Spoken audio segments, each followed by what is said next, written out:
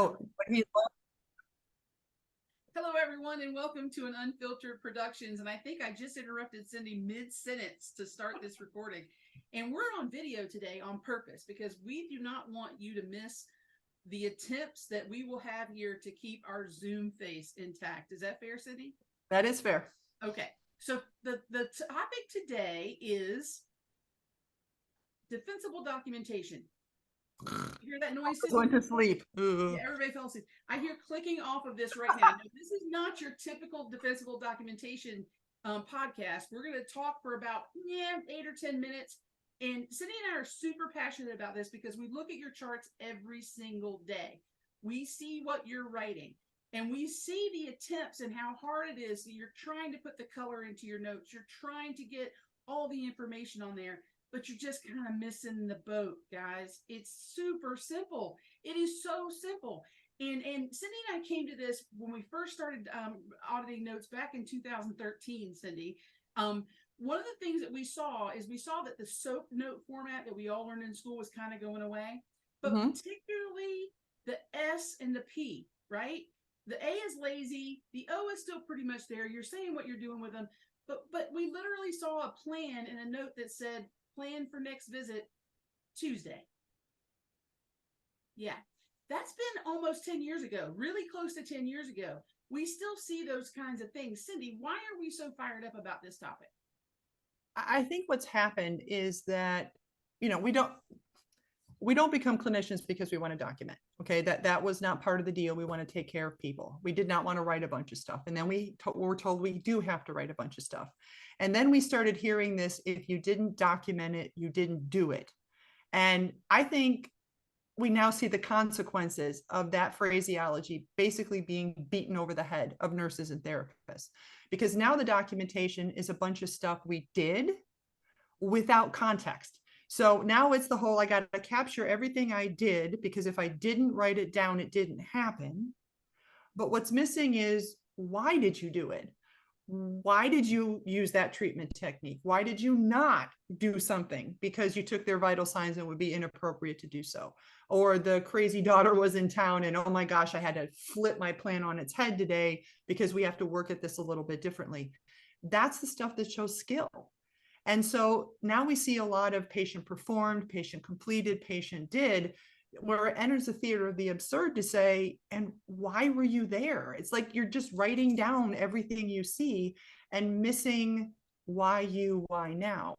And why does this matter to the patient? The S part, Sherry, I think, if you think back to the ye old days of paper, what killed it was a bunch of zeros with a line through it, as if we were treating many, many mutes. Or the only thing they ever did was complain, apparently, because the alternative was no complaints. And so I think as we went from paper to computer, that S part kind of faded, because if it was being filled with zeros and lines or no complaints, then maybe we don't need a robust way to capture that.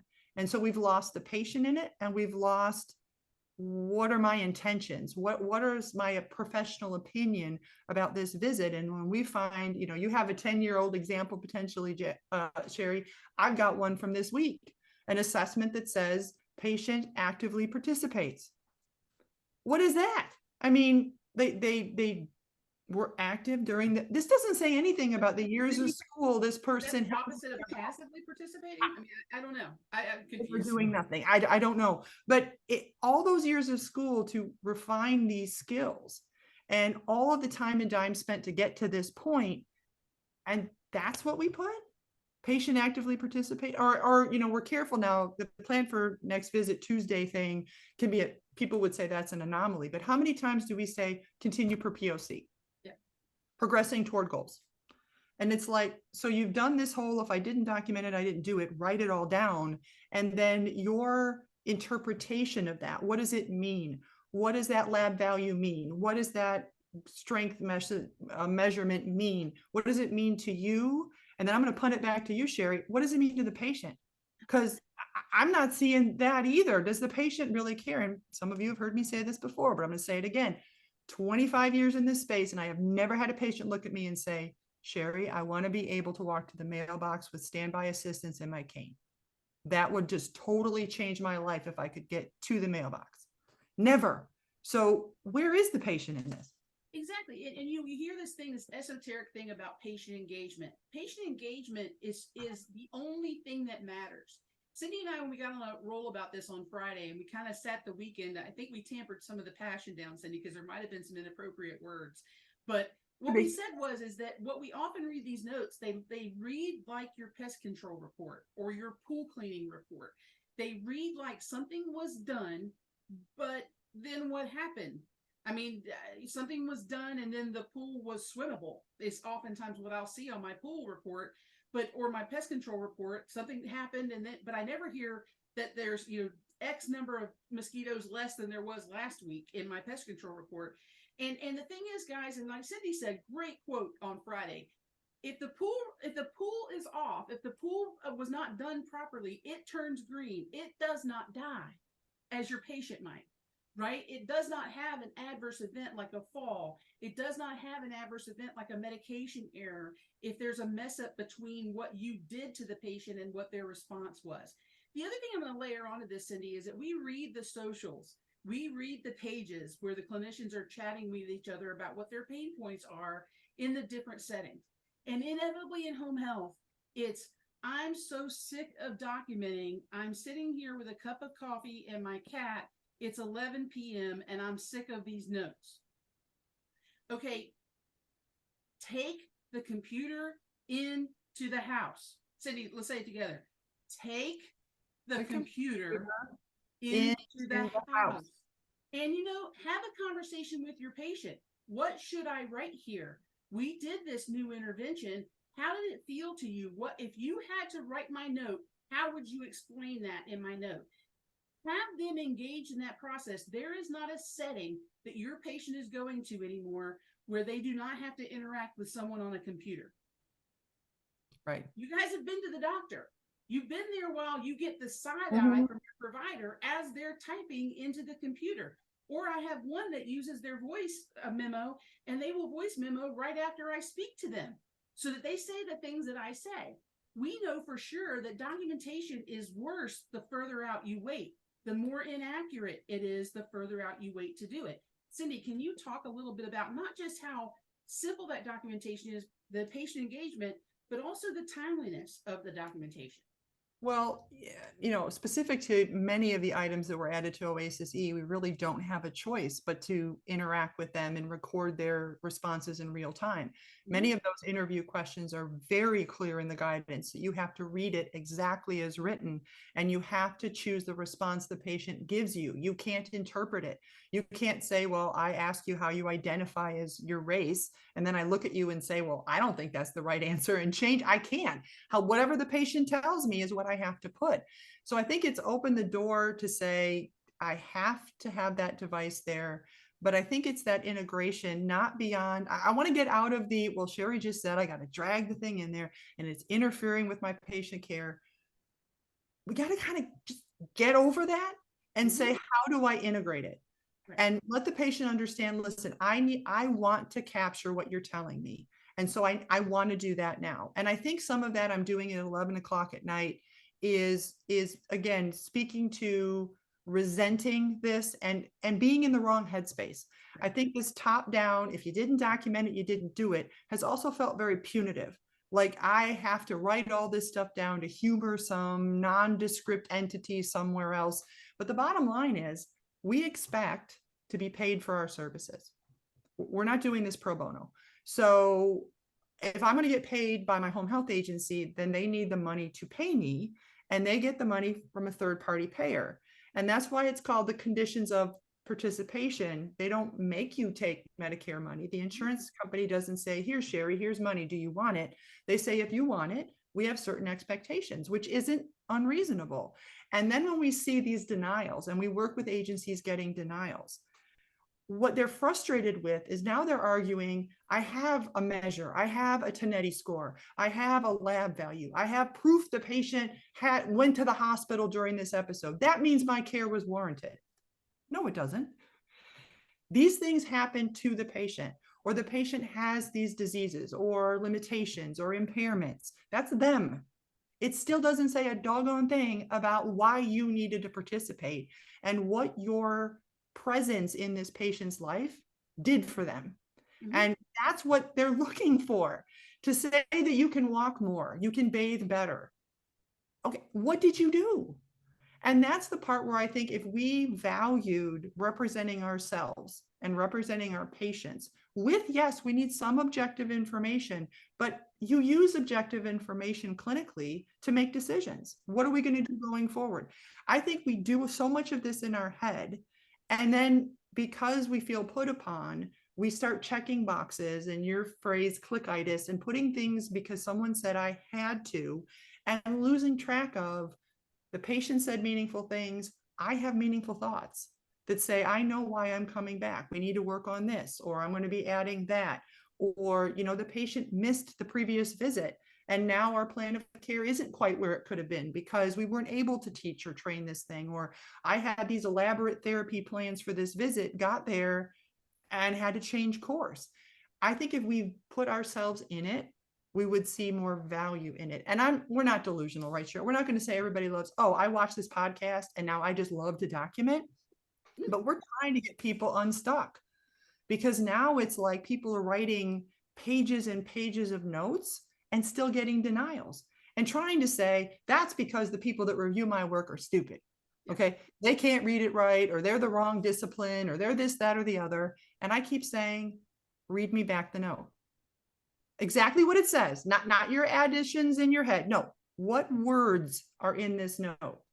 Because I think what happens is we know the patient, we know our discipline, we know what tests mean, we know what lab values mean, and we can create a wonderful explanation what actually hit the paper. And Because, here's the thing, we're not because delusional. right. See, we're not delusional. We're not telling you that there's not really that much paperwork in home health. I think, there is more paperwork in home health than just about any other setting. But name me the setting where you have no supervision while you're providing care. Name me the setting where there are no other eyes that are verifying that you are actually in that home and are actually providing the care that you write down. This setting is unique. It's unique in that you can only see one patient at a time. It's unique that we bring the care to them. It's unique that it's paid episodically. It's unique that there is a ton of trust that goes into the care that's provided in the home. That trust is rewarded with a crap ton of paperwork, a crap ton. So it's important that you get that done in as efficient manner as possible, but not just that, with the patient engaged. The patient is going to get used to it. They will absolutely, some of them will really like knowing what you're putting in the document about them. Using that information in your note, I think, is crucial, Cindy, but having the trust of our payer source to go provide that one-on-one in the home, that's vital. And I think that we just need to give it up to goodness, give it up. We're seeing one patient at a time, whereas in a clinic, we'd be dovetailing and stacking and doing all kinds of crazy stuff to see more than one patient in an hour. We get the opportunity and the privilege of spending time with one patient at a time, and that has to be documented. But Sherry, it just hit me while you were saying that. Is this really that home health has more documentation, or it feels like more documentation per patient? Because when I was seeing 3 and 4 in an hour, or a nurse is running a shift with umpteen patients in different beds, I might feel like I'm writing less per patient. But if I smushed it all together, I think we come out kind of comparable. But the advantage in home health is I'm talking about one person at a time, maybe 5 to 7 different people in a day. How many patients did you have in outpatient? How many beds are you responsible for in the hospital? Way more than 5 to 7 patients in an entire day.